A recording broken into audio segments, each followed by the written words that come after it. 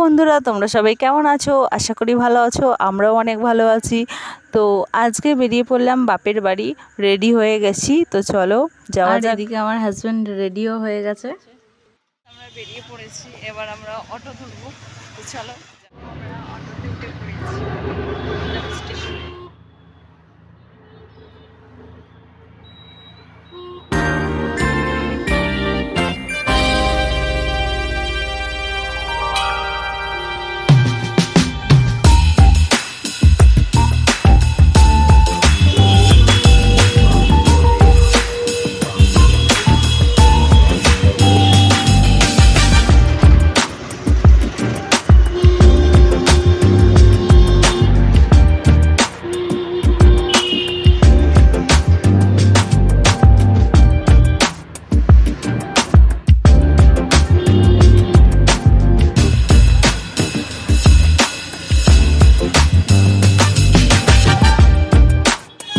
তো আমরা এবার স্টেশনের দিকে যাচ্ছি। তো চলো যাওয়া যাক। আর আমার হাজব্যান্ড আগে আগে যাচ্ছে। তো গাইস, আমরা এদিক দিয়ে টিকিট কেটে নিলাম। তো এখন যাবো স্টেশনে। চলো, আমরা এদিকে স্টেশনে উঠে পড়েছি। এবার ট্রেনের জন্য অপেক্ষা করব। তো ট্রেন আমাদের কিছুক্ষণের মধ্যে চলে আসবে বলতে বলতে চলে এসেছে। তো এবার ট্রেনে পড়বো। চলো।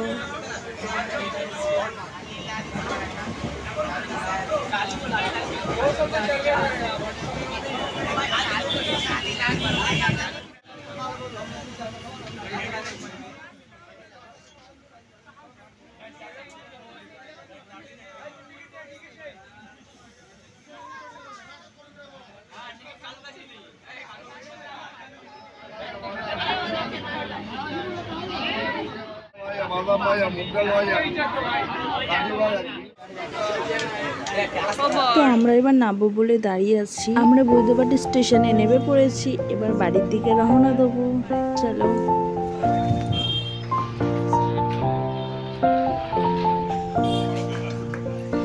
ব্যাগ নিয়ে যেতে পারছে না।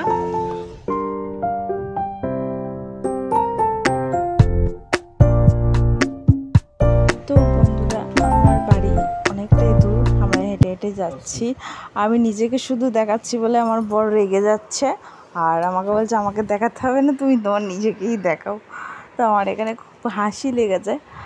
তো চলো, এখনও অনেকটাই রাস্তা যাওয়ার আছে। এবার এইদিকে ঘুরতে হবে। আমার পিছন দিয়ে ট্রেনটাও চলে যাচ্ছে। তো আমরা চলছি। এত রোদ্দুরে পাচ্ছি না। এই যে আমাদের রাস্তায় চলে এসেছি। এখানেও এদিকেও একটা বাড়ি আছে। আর আমার নিজের অরিজিনাল বাড়ি যাব। তো গাইস, আমার বড় আগে আগে যাচ্ছে। তো গাইস, এদিকটা গ্রাম সাইডে একদিকে, আবার একদিকে শহরের মতো। তো চলো, বাড়ির কাছাকাছি চলে এসেছি। উফ, সো ফাইনালি বাড়িতে চলে এলাম। এত গরমেতে রোদ্দুরে তেতে পুরে ঘরে ঢুকলাম। একটু পাখার তলায় পাখাটা চালাচ্ছি, ঘরেতে বসি। দেখতেই পাচ্ছ পুরো ঘেমে চান হয়ে গেছি। বহুত গরম হচ্ছে। অনেকদিন পর মায়ের বাড়ি এলাম, খুব ভালো লাগলো। আর মায়েরা আমার বাড়ির পিছন দিকে রান্নাঘর আছে, তো সেখানে রান্না বান্না করছে। তো আমার বড় তো ঘেমে চান হয়ে গেছে। তো চলো, আমি তোমাদের আমার মা ঠাকুমার সাথে পরিচয় করাবো। আমার মাকেও নমস্কার করে দিলাম। জামাই ক্যামেরা ধরেছিল বলে জামাইকেও চুম খেয়ে নিল। আর আমরা ঘরের বাইরে দাঁড়িয়ে আছি।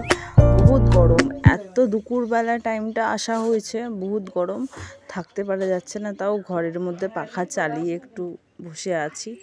আবার ওদিকে বডি দেখাচ্ছে। ওর আমার মধ্যে একটু ঝগড়া হয়েছে, একটু হয়তো নখের আঁচড় লেগে গেছে। সেটা অমনি আমার মাকে বলে দিয়েছে যে মা জানো, আমাকে তোমার মেয়ে আমাকে আঁচড়ে দিয়েছে।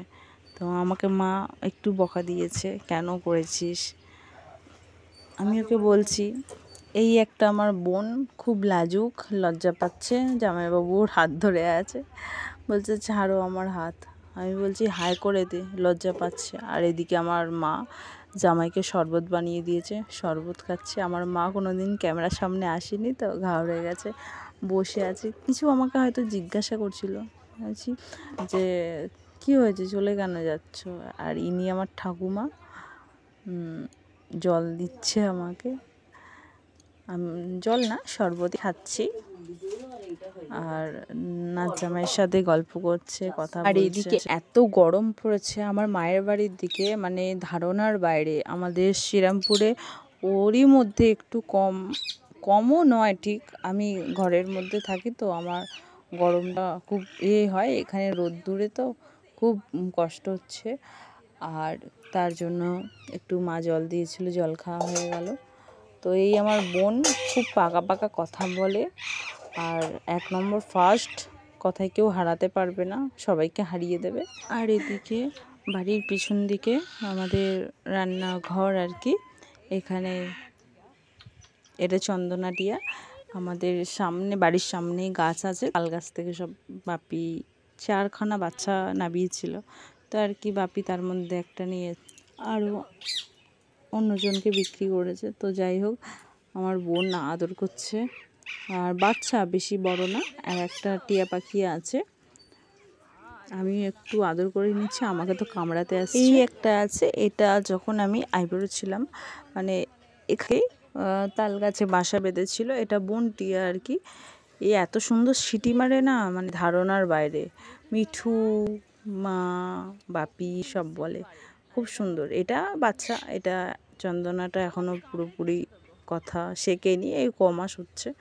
আর এদিকে আমার মা উনুনে রান্না হচ্ছে, আমাদের গ্যাসও আছে, উনুনে রান্না হচ্ছে।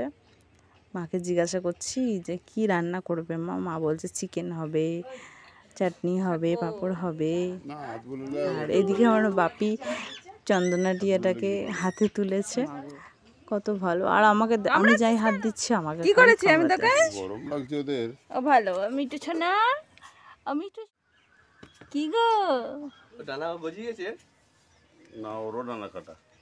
মিঠু তো গাইজ এত গরম, এই বাইরে একটা রান্নাঘর আছে, এইদিকেই রান্না বান্না হয়, ঘরের ভেতরেও গ্যাস আছে। গ্যাসেতে অতটা করা হয় না বলতে ঠিক না, হয় বেশি বৃষ্টি বর্ষাকালে হয়। তো এদিক তো বন্ধুরা, ভিডিওটা ভালো লাগলে লাইক কমেন্ট শেয়ার করে দিও, সাবস্ক্রাইব করে দিও, টাটা।